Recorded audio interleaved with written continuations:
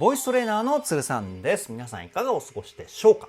今回の動画はですね、INI 尾崎匠&藤巻恭介プロポーズオフィシャルミュージックビデオ、こちらを見て歌声分析をしていきたいと思います。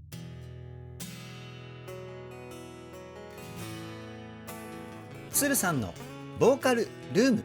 さあ先日ですね INI 公式 YouTube チャンネルより公開されました INI のメインボーカルである尾崎匠さんと藤巻恭介さんが2人で歌うオリジナル曲プロポーズ公開された瞬間にですね、めちゃくちゃテンションが上がってしまいました。お二人が歌う楽曲を公開するのはゆずさんの友を歌って以来ですかね。僕のねリサーチ不足だったら申し訳ないんですけど、お二人のねデュエットソング僕ねめちゃくちゃ大好きなんですよ。もう思わずね飛びつくように今回撮影をしてしまいました。でいつものごとくオープニングトークはですね、歌声分析が終わった後に撮影をしているので、もうお二人のね声の魅力分析したわけですけれども、いやさすがですね。今回のプロポーズで披露したお二人の歌声はまさにシンプルイズベスト、この言葉が一番似合うのではないでしょうか。特別難しいテクニックを使っているわけではないんですけれども、お二人の曲に対する感情がですね、歌声からこうビシビシ伝わってきて、僕はねめちゃくちゃ感動してしまいました。そういった部分をどこよりも丁寧に、そして細かくをテーマに歌声分析しておりますので、ぜひ動画の最後までお付き合いよろしくお願いします。そして鶴さんのボーカルルーム、今までに公開した INI の歌声分析動画をまとめた再生リストというものがございます。もうかれこれね100曲以上歌声分析動画だったりリアクション動画を公開していると思うんですけれども、今回のこの動画を見て他の動画も見てみたいっていうふうに思ってくださった方はですね、概要欄に再生リストの URL 貼っておきますので、ぜひそちらからチェックしていただけたらなというふうに思います。鶴さんのボーカルルーム、こちらのチャンネルは私鶴さんが現在気になっているアーティストの魅力をボイストレーナー目線で伝えるリアクション動画と歌声分析動画をメインで公開しているチャンネルです。今の話を聞いて気になった方はぜひチャンネル登録、高評価よろしくお願いします。そして最近 YouTube で新しい機能が実装されました。ハイプという機能でございます。高評価と低評価のチェックポイントの下にですね、ハイプっていうコーナーがあると思うんですけれども、ぜひそちらのね、ハイプもしていただけたらなというふうに思います。たくさんの方にハイプしていただけると YouTube のハイプランキングっていうのに入ることができて、匠さんと恭介さんの歌声の僕から見た魅力をですね、より多くの方に広めることのできるチャンスとなると思いますので、ぜひご協力よろしくお願いします。それでは早速 INI 尾崎匠&藤巻恭介プロポーズ歌声分析 GO！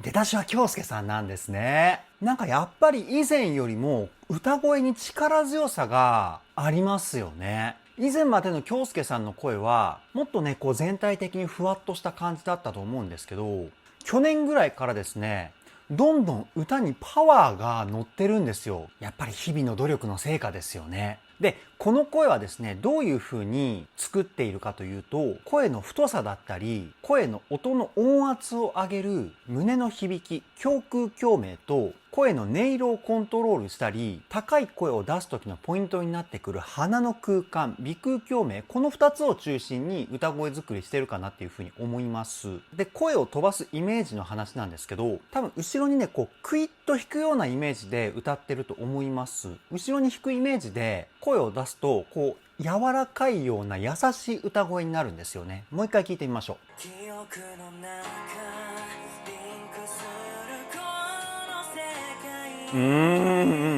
で、この世界のあたりで先ほど言った後ろに弾くイメージをですね、前方向に変えてるんですよね。今度じゃあ声を前方向に飛ばすイメージで歌うとどうなるかっていうと、歌声にですね、パワーがさらに乗ってきます。素晴らしいコントロールですよね。次いきますよ。あ、いい。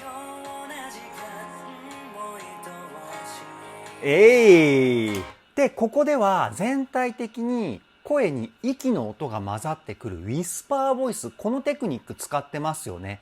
耳元でこうささやくような歌い方かなっていうふうに思います。もう一回聞いてみましょ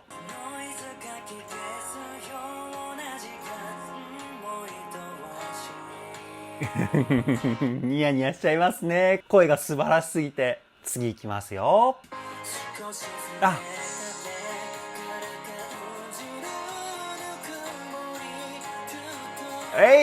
続いてたくみさんの声ですね。たくみさんの声もですね、基本的には京介さんと同じ感じの声の出し方を使ってます。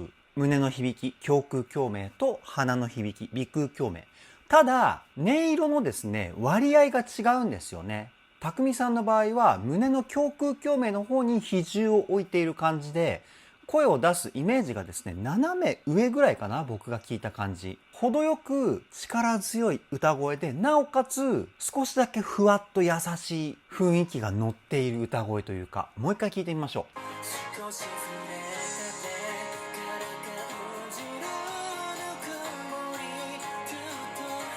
う。いい声だな。で、全体的に声質が明るいですよね。これは僕の推測なんですけど、レコーディングをした時にちょっとこうニッと笑った表情で歌ったんじゃないかなって思います。顔の表情っていうのは声にものすごく影響を与えるんですよね。明るい表情で歌うと明るい声質になりますし、悲しい表情で歌うと悲しい声質になる。もう表情一つで全然声の雰囲気って変わってくるんですけど、多分笑顔で歌ったと思います。次いきますよ。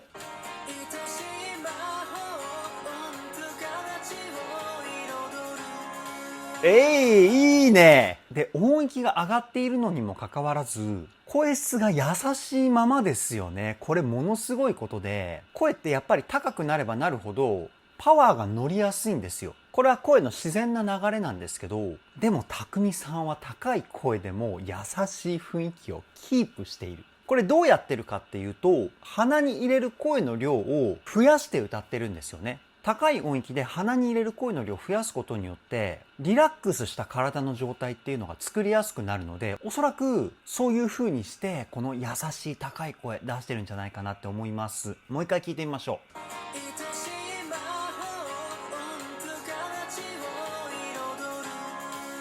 で、プラス、後ろに弾いた感じを使ってんのかな、ここで。いや、京介さんと匠さん、声を出すイメージの作り方がなんかすごい似てますよね。同じ先生からボイストレーニングを受けてたりするのかな。詳しい民の皆さん、ぜひね、コメントで教えてください。次いきますよ。わ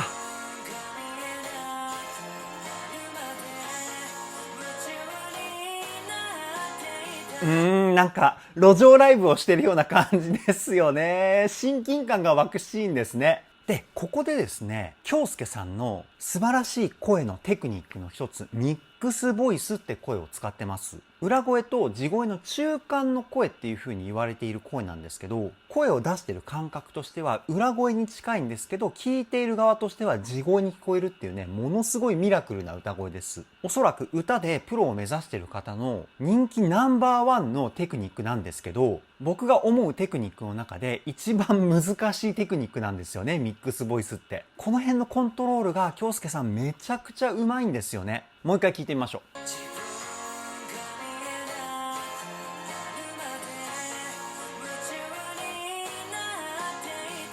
夢中になっていたのこの辺がミックスボイスですね。で、ミックスボイスでポイントになってくるのが鼻に入れる声の量と、あとはこう斜め後ろに声を引くイメージっていうんですかね。この2つを同時にやるんですよ。そうするとミックスボイスに切り替わりやすいんですけど、この辺は京介さんデビュー当時から使っていたテクニックかなっていうふうに思います。素晴らしいですよね。次いきますよ。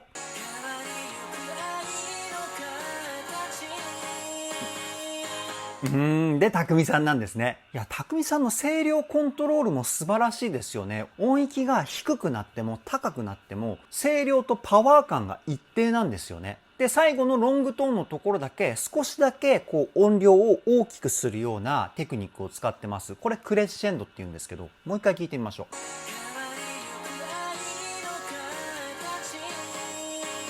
ほらほら。変わりゆく愛の形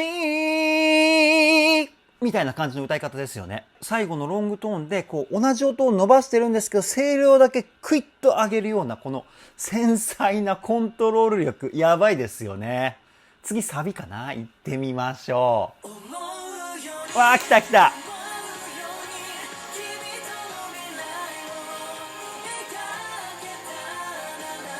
やー、美しい歌声ですね。ここはユニゾンなんですね。ユニゾンっていうのは2人で同じメロディーを歌うことをユニゾンって言うんですけど、ものすごくきらびやかな歌声ですよね。2人で歌っていてこのきらびやかさが出るって素晴らしいですよね。もううっとりしちゃう歌声っていうか、リズムも完璧に2人で揃えているし、素晴らしいチームワークですね。次いきますよ。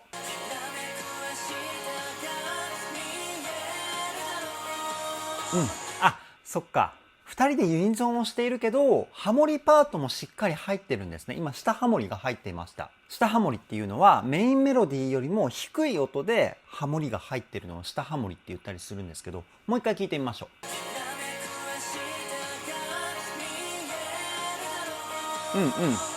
見えるだろうのところで、見えるだろうかな、見えるだろうでもハモるし、ちょっとやってみましょうか。見えるだろう。あ、これか。ごめんなさい。最後の音だけ違ってましたね。見えるだろう。これでしたね。ごめんなさい。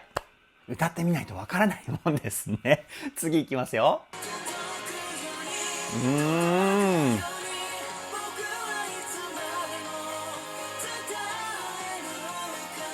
もうキラキラアイドルですよね。いつもの INI のね、ゴリゴリとしたかっこよさではなく、キラキラとしたアイドル。素敵ですよね。憧れます。次いきますよ。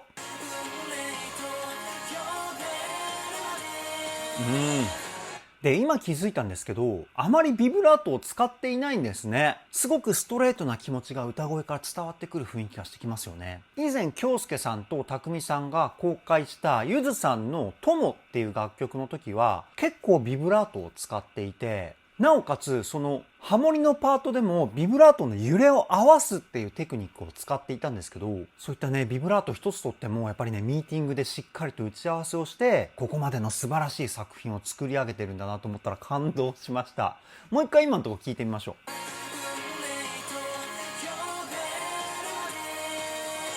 う。ほらほらほら、呼べるまで伸ばしたままですよね。でもビブラートをかけるっていうのもすごくね抑揚を感じれて素晴らしいんですけど、こうやって一つの音をまっすぐ伸ばすっていうのは歌的にはすごく難しいんですよね。ちょっとでも音がブレたり息が足りなかったりすると一発で聴いてる側からバレてしまうんですよ。だからしっかりとした基礎力が必要になってくるんですけど、こういうところから京介さんと匠さんが普段から基礎トレをしっかりしてるっていうところが感じれますよね。素晴らしいです。次いきますよ。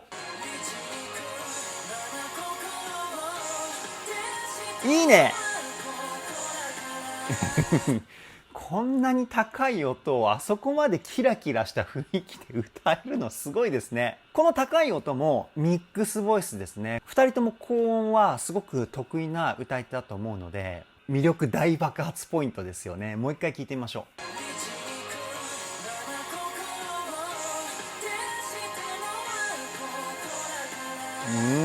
照らしたのはこの音ですよ。めちゃくちゃ高いですよね。僕も実は最近ね、ミックスボイスがちょっと上手になったので、なんとかね、実演して説明ができるような状態になってますけど、1ヶ月前だったらね、無理でしたね。ほんと最近なんですよ。よかった、間に合って。次行きますよ。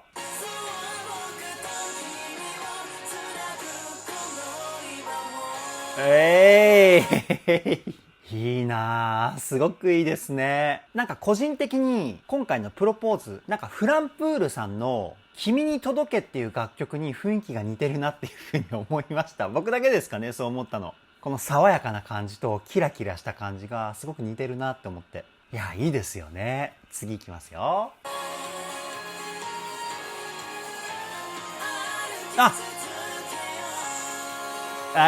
ここでハモリが来るわけですね。なんだろう、今のこの指。なんかテンションが上がってね。変な動きになってしまいましたけど、ここは京介さんがメインメロディーで上ハモリを匠さんが歌ってんのかな。やっぱり2人の歌声ってハーモニーになった時にすごくよく声が混ざりますよね。ハーモニーがめちゃくちゃ綺麗。もう一回今のワンフレーズ聞いてみましょうか。ほらほら、素晴らしいハーモニーですよね。ハーモニーの知識もものすごいんだなっていうふうに思って、なぜかというと、京介さんの地声のメインメロディーに対して、匠さんがですね、ミックスボイスでハモリを歌ってるんですよね。で、ハモリっていうのは基本的に地声に対しては地声。裏声に対しては裏声っていう風に声の種類を揃えてあげた方が綺麗にハモるんですよ。でもここのポイントってハモリポイントがめちゃくちゃ高いので、こういった場合はハモリは裏声でハモってるっていう楽曲も結構あるんですけど、やっぱりハーモニーの美しさを追求したっていうことですよね。素晴らしい。次いきますよ。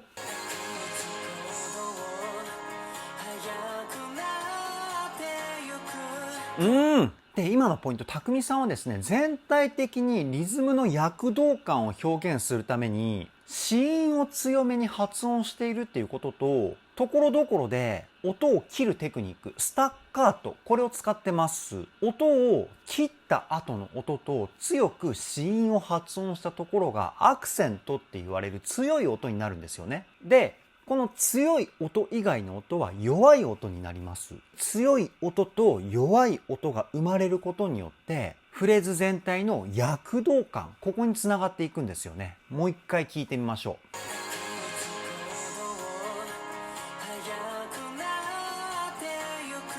う。脈つことをみたいな感じで歌ってるんですよね。でもこれ普通に聞くと脈つことをっていう風に聞こえるんですけど、実際歌ってる匠さんは先ほど僕が歌ったみたいに切るような感じで歌ってるんですよね。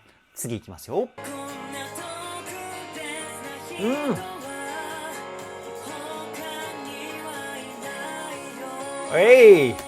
2番はパートチェンジのスパンが短いんですね。次も匠さんが歌うのかなと思ったら今のところは京介さんですよね。1番よりも全体的に明るい声を使ってますよね。でもここの京介さんの声は表情で作った明るい声じゃないんじゃないかなっていうふうに僕は思って、じゃあどうやってこの明るい声を作ったかっていうと、鼻の響きのですね、イメージをキュッと絞るんですよね。すごく声のイメージ的な部分が重要になってくる声の出し方なんですけど、例えば普通に鼻の中に入れる声の量を増やすと、こんな特別な人は、こういう感じの声になります。で、響きを先ほど言ったようにキュッと絞るようなイメージで歌うと、こんな特別な人は、声が明るくなりますよね。このすごくコントロールの難しい表現方法を京介さん使ってるんじゃないかと思います。もう一回聞いてみましょ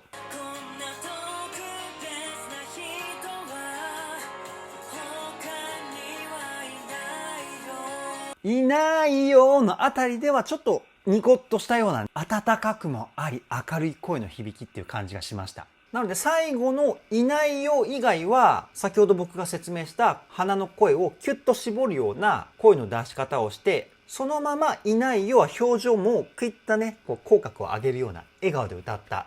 こんな感じなんじゃないかなって思います。次いきますよ。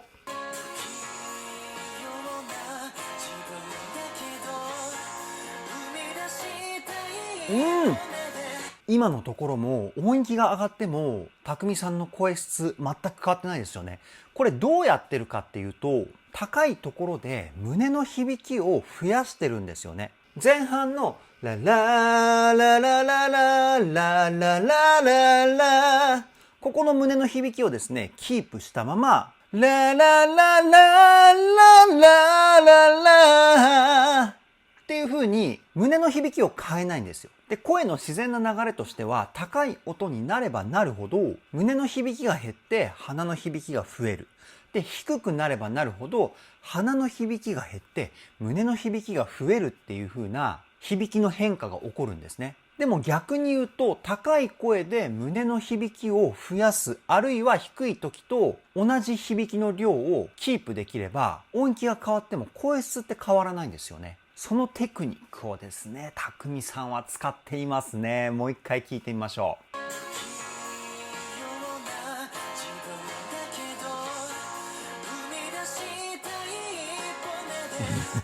めちゃくちゃうまいね。すごいうまいです。僕ね、さっき意識してやってみましたけど、やっぱ多少は声が細くなるんですよね。でも匠さんは全く変わらないですもんね。めちゃくちゃうまい。次いきますよ。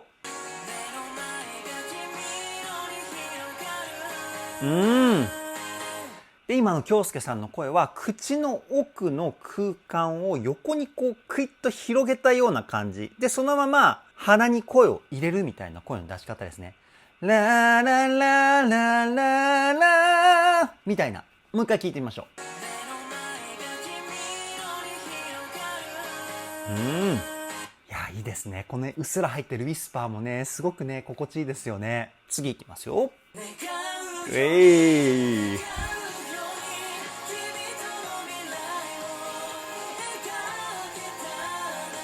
このサビのスピード感がすごく心地いいですよね。A メロ B メロは割とこうゆったりした時間が流れている感じがするんですけど、サビになったら急に疾走感が出てくるじゃないですか。この雰囲気のチェンジがですね、ものすごく素敵かなって思います。で、歌でどうやってこの疾走感を出してるかっていうと、リズムの取り方、ここがですね、ポイントになってきます。A メロと B メロはですね、タン、タン、タン、タン。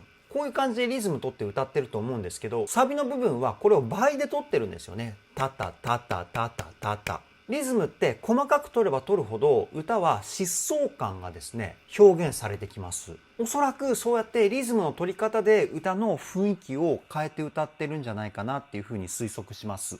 もう一回聞いてみましょう。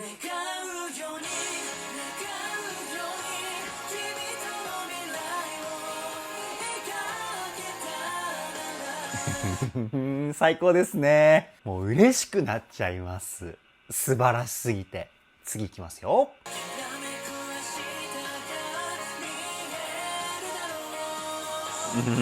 今「きらめく」っていう歌詞が出てきたんですけど、本当にねお二人の歌声がキラキラしてるので、きらめくっていうワードが出てきたタイミングで本当になんかキラキラしたようなイメージが湧いてきますよね。次いきますよ。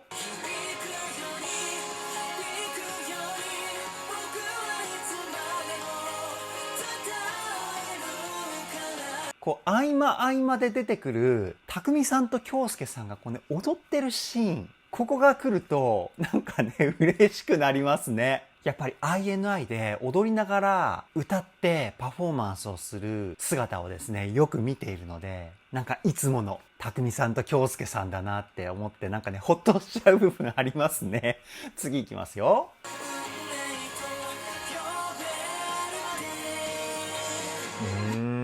たまらないですね。もうね、素晴らしすぎて言葉がなくなってきました。本当に素晴らしいものを聞いた時には言葉が出ないってこのことですね。たくさんの人にね、この魅力伝わってほしいなっていうふうに思います。次いきますよ。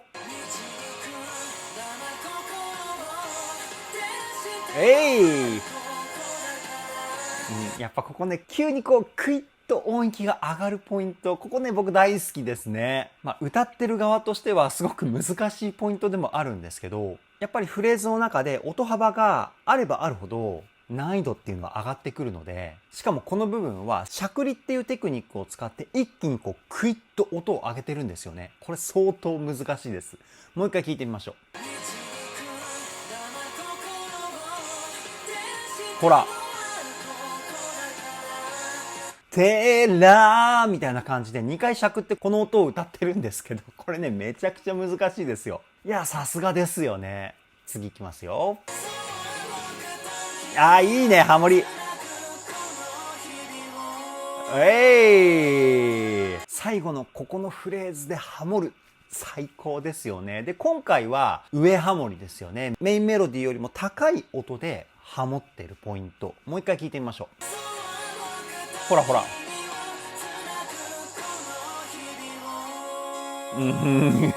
綺麗なハーモニーですよね、本当に。いやー、ものすごい表現力ですね。メインメロディーでの素晴らしい表現力、プラスハーモニーでの表現も素晴らしい。いや、ほんと最高ですね。次行きますよ。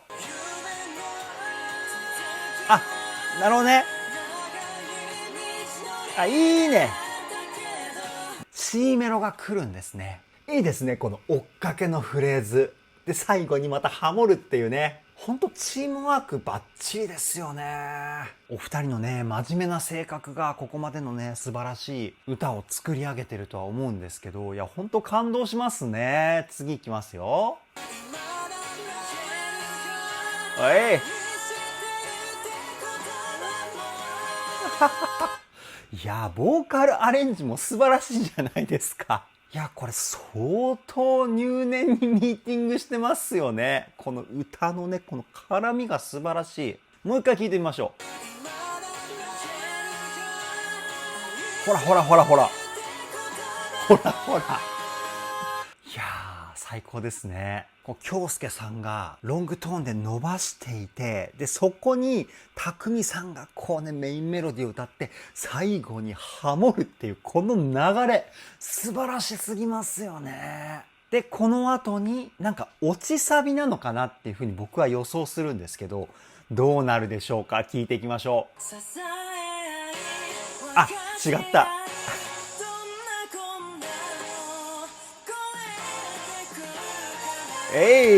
落ちサビじゃなかったですね。こういうポイントはですね、決めって言われるポイントですね。バーバーみたいな。楽器隊がですね、同じリズムで演奏するポイントを決めって言うんですよね。楽器隊の見せ場みたいなポイントかな。かっこいいですよね、この決めのポイント。もう一回聞いてみましょうか。あ、バーバーか。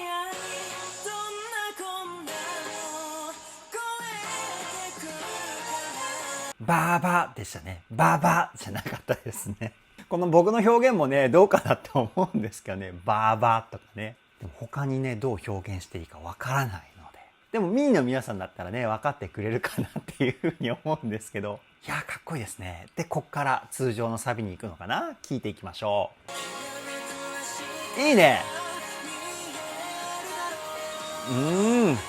こうスクリーンに映ってるのがね、いいですね。で、役者さんもね、スクリーンを見て、おみたいな。なんか、いいですね、こういうの。次行きますよ。いいね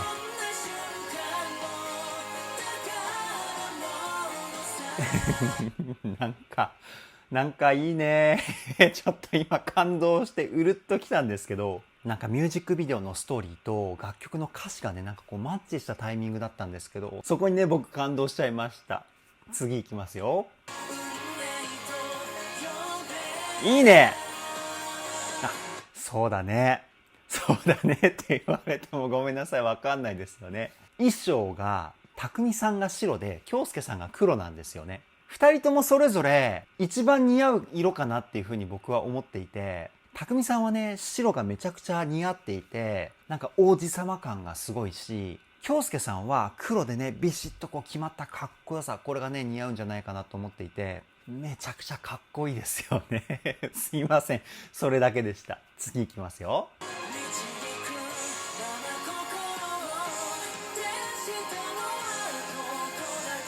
いいね、いいね。デートシーンですね。僕も若い頃はこういうことがあったなって思ってね、ちょっと懐かしいななんて思って見ちゃってましたけど、皆さんもここのシーンでは思い出の恋愛とかね、そういうのを思い出したんじゃないでしょうか。次行きますよ。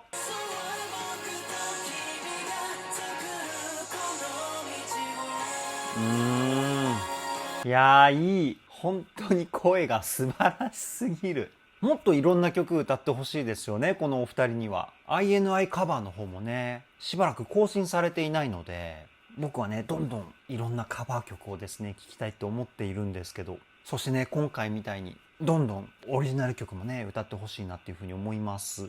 じゃあ続き聴いていきますよ。あ、ここね。いいね、いいね、いいね。もうエンディングなのかな。時間的にね、そんな感じなんですよね。あとね、28秒。もうワンフレーズぐらい歌うかな。せっかくなんでね、最後まで見ていきますよ。あ、終わっちゃったね。そっか。最後の最後は、お二人は出てこないんですね。でも最後になんか、でーんみたいな感じで、なんか、決めみたいな感じで出てくるかな。あと10秒見ていきますよ。プロポーズ。あ、出てこないんだね。